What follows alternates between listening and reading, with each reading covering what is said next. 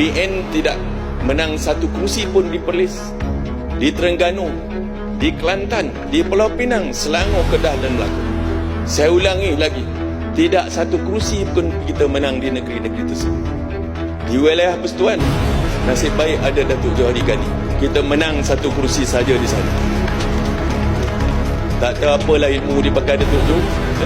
Menang ke? Despite all odds Datuk Johor. Ini yang saya ucapkan kepada Datuk Ghani, menang sana.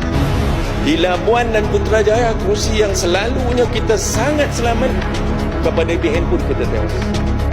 Kita juga tidak boleh membentuk kerajaan di Pahang, Datuk Wan, dan di Perak tanpa kerjasama parti lain. Apa makna semua angka-angka ini?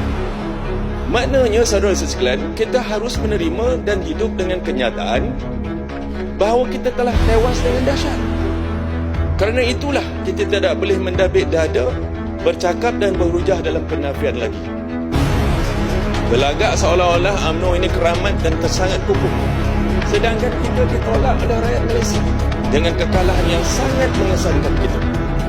Maka bersandarkan realiti dan kedudukan ini bahawa kita telah tewas, maka kepimpinan UMNO telah melakukan ijtihad politik untuk bersama PS membentuk kerajaan berkuasa. Kerana kita menyedari betapa kecilnya pengaruh kita di mata pengundi-pengundi. Dan untuk survival, saya ulang, untuk survival, kita mesti mencari jalan menjadi sebahagian daripada kerajaan.